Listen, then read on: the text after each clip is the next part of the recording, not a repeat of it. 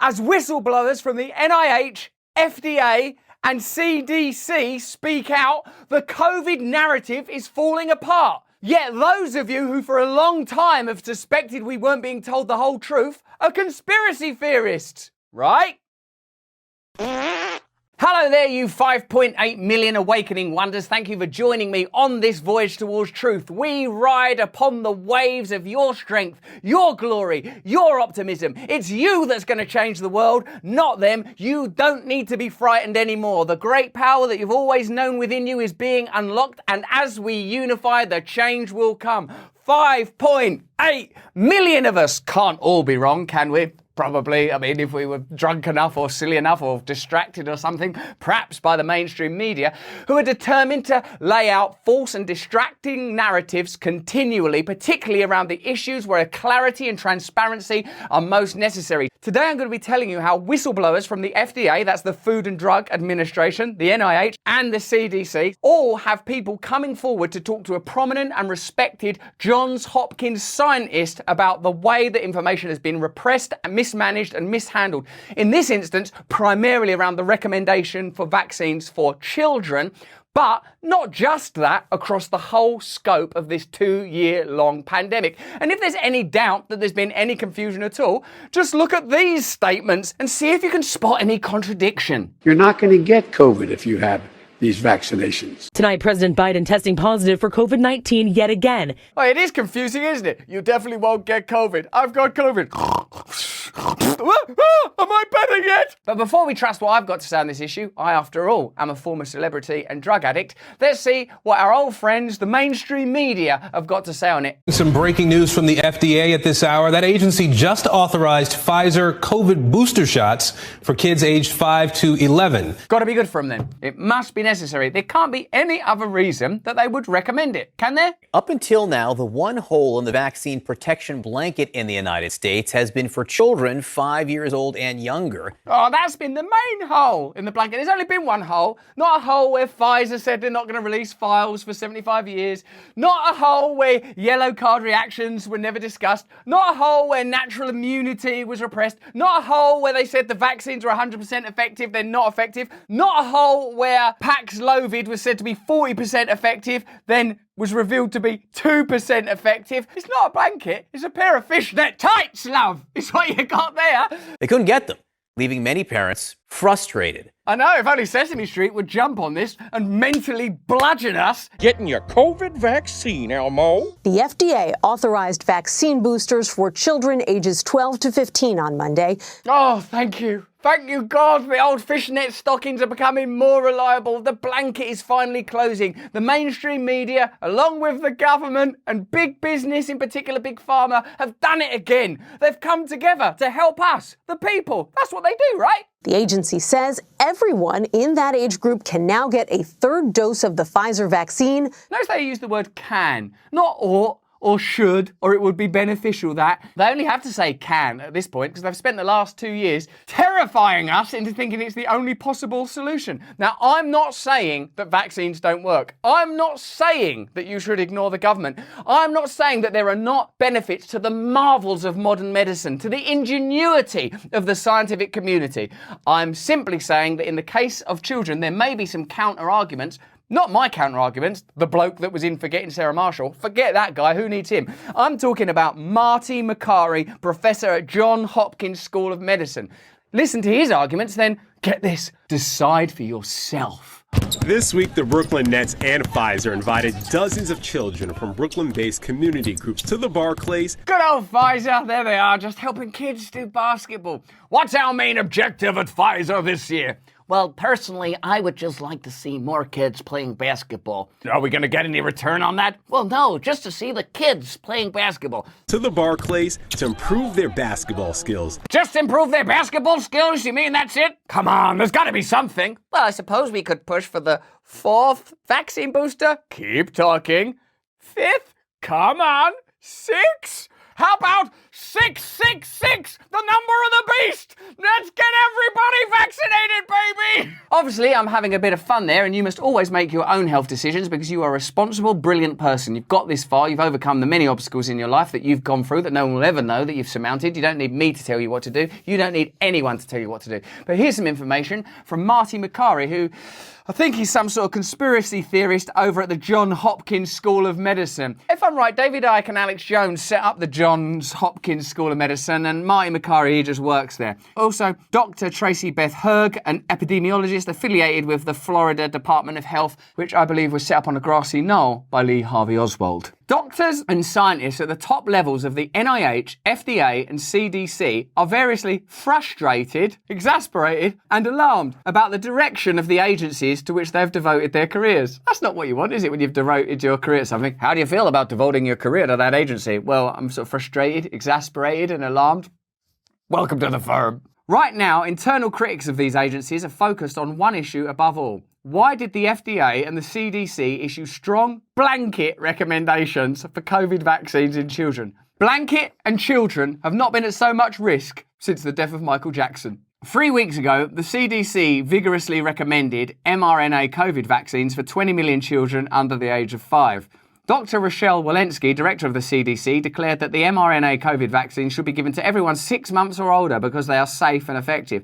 The trouble is that this sweeping recommendation was based on extremely weak and inconclusive data provided by, wait for it, Pfizer and Moderna. This sweeping recommendation, was it based on strong and conclusive data? Oh no, it was extremely weak and inconclusive data. Well, thank God the recommendations are sweeping then. Start with Pfizer. Using a free-dose vaccine in 992 children between the ages of 6 months and 5 years, Pfizer found no statistically significant evidence of vaccine efficacy. Let me say that again. No statistically significant evidence. In the subgroup of children aged 6 months to 2 years, the trial also found that the vaccine could result in a 99% lower chance of infection, but that they could also have a 370% increased chance of being infected. In other words, Pfizer reported a range of vaccine efficacy so wide that no conclusion could be inferred. So it's not that the vaccine definitely does nothing, but it certainly isn't that it definitely does something. Is that following the science to make a recommendation on that basis? No reputable medical journal would accept such sloppy and incomplete results with such a small sample size. More to the point, these results should have given pause to those who are in charge of public health. Now, I should point out that Professor Marty Makary has been inundated with communication from former staff members at the FDA, NIH and CDC since publishing in Newsweek. We did a video about that article. I'll link to it at the end. Since then, whistleblowers have been reaching out. We're in disarray. It's chaos here. You can check out the article on Substack for yourself. We'll put a link in the description. This is amazing information from Marty Makary, what I would call a proper scientist who is following data in order to reach conclusions and pose further questions, not simply making recommendations which, here's a wacky coincidence, make a profit for Pfizer and Moderna. That's weird, because they're the people that funded the study. Wow. Moderna's results, they conducted a study on 6,388 children with 2 doses, were not much better. Against asymptomatic infections, they claimed a very weak vaccine efficacy of just 4% in children aged 6 months to 2 years. They also claimed an efficacy of 23% in children between 2 and 6 years old. But neither result was statistically significant. Against symptomatic infections, Moderna's vaccine did show efficacy that was statistically significant, but the efficacy was low. 50% in children aged 6 months to 2 years and 42% in children between 2 and 6 years old. What I believe is that the mainstream media, the government and Big Pharma ought be giving you access directly to that information. I'm not recommending, of course, why the hell would I, that you would vaccinate your children or not vaccinate your children on the basis of this information. I would simply see it as my job to tell you that information and then you decide. I have children and I can look at that information and I can make a decision about what I would do with my own children and what I will do with my children. I believe that you have the same right to do that. And you might make a different choice than me. And that's all right. That's okay. That doesn't make me bad or you bad or anyone bad. We certainly don't need to fight each other over that. What we should be uniting over is the right to have direct access to that information so we can make our own decisions. You might have a different family to me. You might have grown up in a family of doctors. You might deal with levels of sickness that I can only imagine. Or I might know stuff about my family's personal health and personal circumstances that might make me come to a different outcome. That doesn't make me bad or you bad. Why would we focus on that? Why was the whole 2 years of the pandemic devoted to condemning people that had a different perspective, that had doubts about it, or, vice versa. Why condemn anybody? Why do that? Why spend our limited time here on this planet when we're supposed to be awakening together, condemning one another, while truly malevolent forces continue to succeed? Then there's the matter of how a long vaccine gives protection. We know from data in adults that it's generally a matter of months, but we have no such data for young children. And yet the FDA and the CDC pushed it through. That slap in the face of science may explain why only 2% of parents of children aged under 5 have chosen to get the COVID vaccine, and 40% of parents in rural areas say their paediatricians did not recommend the COVID vaccine for their children. That's how medicine used to be practiced, didn't it? You would go and see your doctor. If you trusted your doctor would make a recommendation, you'd go with the doctor. It used to be like a political issue. Oh no, I don't feel well. For God's sake, get the president on the phone. Like, America was meant to be founded on individual freedom, state freedom, community freedom, the right to pursue happiness. These are the values that belong not only to America, but I would argue to humanity as a whole. Make your own decisions. Allow people to live their own lives. Be who you are. Run your community how your community wants to be run according to democratic consensus, not top-down edicts that come from the WEF or the WHO or the CDC or the NIH. Give us the information, let us decide. This isn't the first time that COVID vaccine recommendations based on scant evidence have been pushed through these agencies. You're right about that, baby! Most recently, back in May, the lack of clinical evidence for booster shots in young people created a stir at the FDA. The White House promoted it hard even before FDA regulators had seen any data. If it isn't based on data, then what the hell has all this follow the science stuff been about? They were making recommendations before they'd seen the data. They were condemning unvaccinated people. Oh, follow the science, follow the science. You follow the science. Let us follow the science. Give us the science, we'll follow it for ourselves.